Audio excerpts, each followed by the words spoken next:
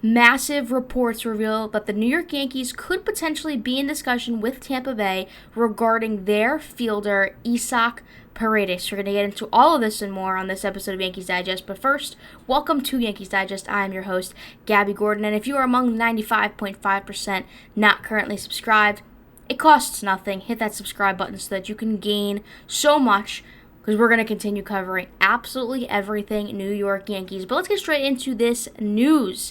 So, Isaac Paredes, this is the guy, 25-year-old, 5'11" baller, who's got 15 home runs on the season for the Tampa Bay Rays. And these statistics are very attractive as a Yankee fan personally, because the Yankees, Bronx Bombers, hello, you don't usually find a guy who's hitting 15 homers and is on the table potentially, who's having a season in the aspect that he is having it. Now, where am I getting these specific reports? It's from the man himself, Bryan Hoch. And this was on X, and he tweeted out, quote, "The Rays have been scouting the Yankee system extensively.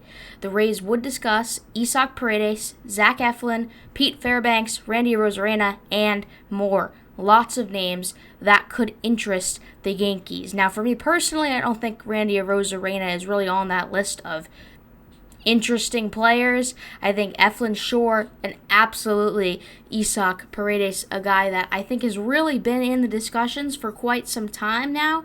But obviously, now we're in the second half of the season. The Yankees are the Yankees still, and they go from absolutely demolishing Tampa Bay one night to getting demolished by Tampa Bay the next night. So still a lot of inconsistency, and clearly, the time is now. I mean, we are just a few weeks away, like 2 or maybe even, about 2 weeks away from the trade deadline. So, things have to start happening. Let's take a look right here at the third baseman comparison. These are just some of the best names to throw around out there from the league from 2023 to 2024, so the last 2 seasons thus far. And I don't want to go through every single number. It's really not important, but what I want to look at is really the comparison between Devers and Paredes. They're very strikingly similar. But what's interesting to me is that, Paredes adds that defensive aspect that Devers may not.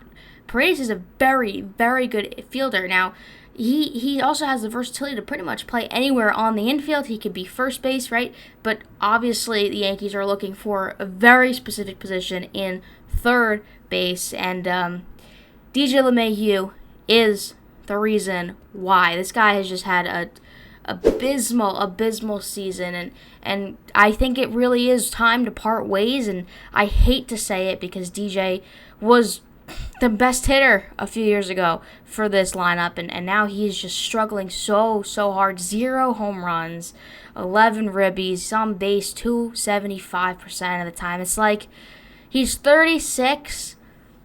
I hate to say that he's washed, but I think he really is done. A lot of people are like, well, you just gotta wait. Like, it's just gonna happen. It's gonna happen. We've been waiting for months. Probably a year.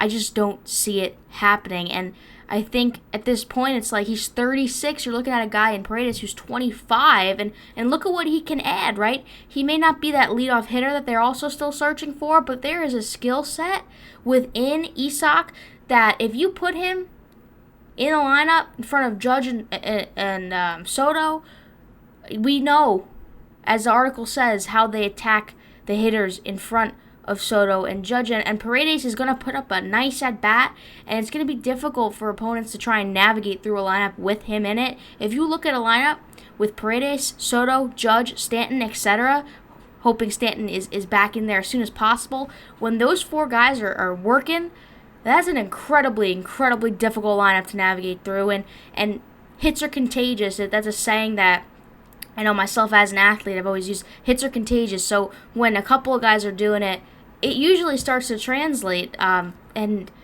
it's got to be better than this, right? It has to be better than this. A 179 batting average in 123 at-bats. It's just disgusting to look at. I never would ever hate on DJ LeMahieu. I'm not that person to hate on any player, really, or trash their name, but especially DJ, because what he's offered to the Yankees in previous years has been so much more than what we see him for now. But just, these stats are just glaringly obvious. It's just, it really leaves me speechless. And I think a lot of Yankees fans can agree. This can't be the guy starting at third base anymore. It just simply can't be. It just shows that you have kind of accepted defeat.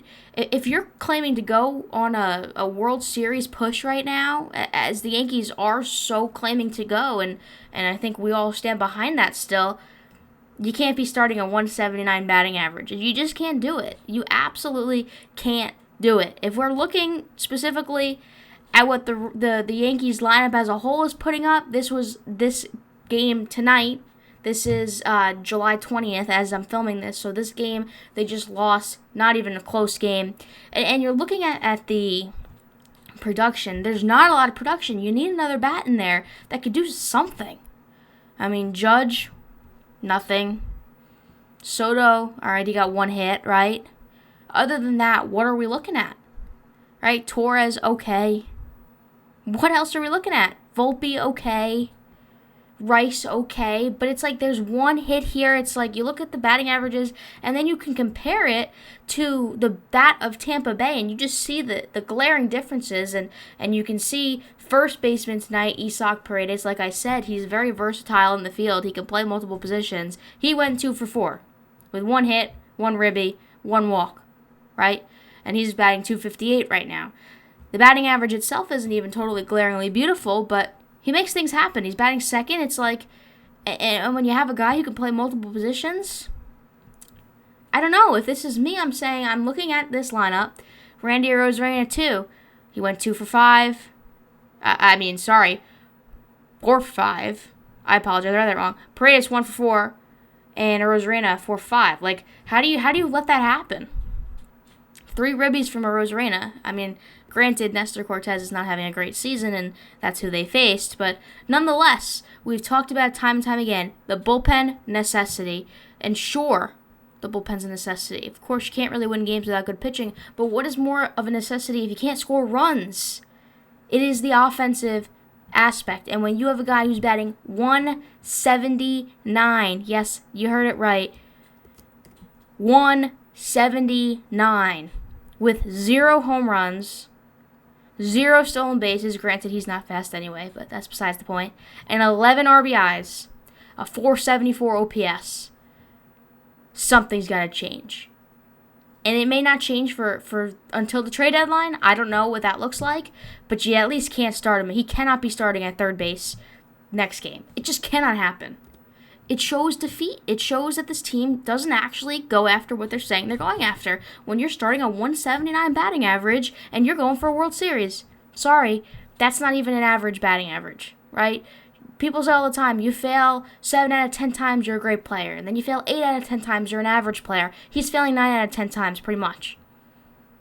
And if you ask me, he's really failing on all at-bats, on all fronts. I haven't seen a nicely hit ball from him in a very long time. So there are a lot of questions, and Isaac Paredes might be the answer to at least some of those offensive/defensive questions. And I don't know what Cashman's going to do regarding that, but it is interesting to note that the Rays are kind of taking an interest as well into the system through the organization, and maybe there's conversations that are going to be had or have been had or will be had, and we're just going to keep following this for you guys here at Yankees Digest, but I'm sure I am not the only one who is frustrated with the fact that you constantly see DJ in the lineup day in and day out. And let me know in the comments what you feel about this. Do you want Paredes, or do you just want someone other than DJ? Like, it's desperation mode at this point for a third baseman. It's desperation mode at this point for a consistent lineup. So let's go, Brian Cashman. Pull the trigger. Let's go. Make some moves happen. With that being said, that is going to do it for this episode of Yankees Digest. My name is Gabby Gordon. If you like what you see, again, hit that subscribe button so you never miss a beat, because we're growing. We want to grow with you. And we want to cover everything New York Yankees and hopefully chase for number 28, baby. Let's go. But this has been Yankees Digest. I've been your host, Gabby Gordon. I'll catch you in the next one.